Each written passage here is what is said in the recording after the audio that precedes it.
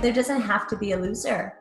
Like, I can be successful and you can too. I can be successful and they can too. It doesn't mean just because one person is doing one thing that the other person, then that means that it takes away from them. So as you know, Sean is a coach, and Sean is my husband, and he coaches everything. So he loves coaching people. That's his passion. And so right now, he's coaching my daughter's volleyball team, and they just had tryouts, and he had to make cuts, and there's 2 teams. And so he got a beautiful response from a mom, a concerned mom whose daughter got cut from the first team and put onto the second team. So I want to talk about creating a win-win. So this girl is devastated that she didn't make the first team, and she's good, but there's other people that are better. It doesn't mean that she's terrible. It just means that there's other people able to do what she's not yet able to do. And they just created a beautiful telephone conversation, not through email, but a telephone conversation on an opportunity for her to get this coaching to learn the skill that she doesn't have so that she can improve this season. And by the end of the season, there's the provincials, like there's the tournaments, and they can only take 1 team. And it doesn't matter what team you're on, it's equal opportunity for everyone.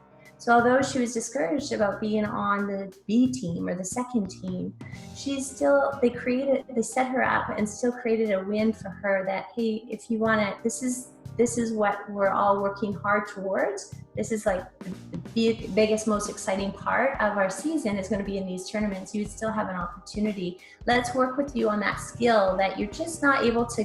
Let's develop you and let's help you work on that. So then you will feel more confident going into those tournaments at the end of the season. So here's a devastated, and I'll just, because it's high school, but we can apply that into our business, so maybe somebody isn't seeing the results that they're quite getting yet. Hey, why don't we just, that big goal that you have, why don't we just scale it back to milestones, like to smaller goals before we get to that bigger goal. And let's really help you develop that skill that seems to be missing right now, because that skill, I think, is the only thing that's preventing you from the success that's coming to you for you to reach that big goal. So then instead of just, no, you're not cutting it, whatever, I'm focusing on the next person. Why can't we just help them to see maybe what they're not seeing, let them go away and work on that, establish that, strengthen that skill, and then come back and being able to, have their own wins along the way. But I just think that everybody can win there. It isn't, and losing isn't even a lose, because it's an opportunity.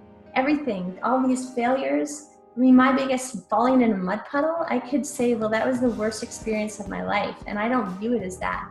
I think that was one of the most defining moments of my life. It was a pivotal moment for me that has changed just my whole mindset on what failure is. And I think that that's just, it's an abundance. We can all learn something and grow and all get there, wherever that is, but that's for us to determine. That's for you to determine. Where are you going and how do you want it to look?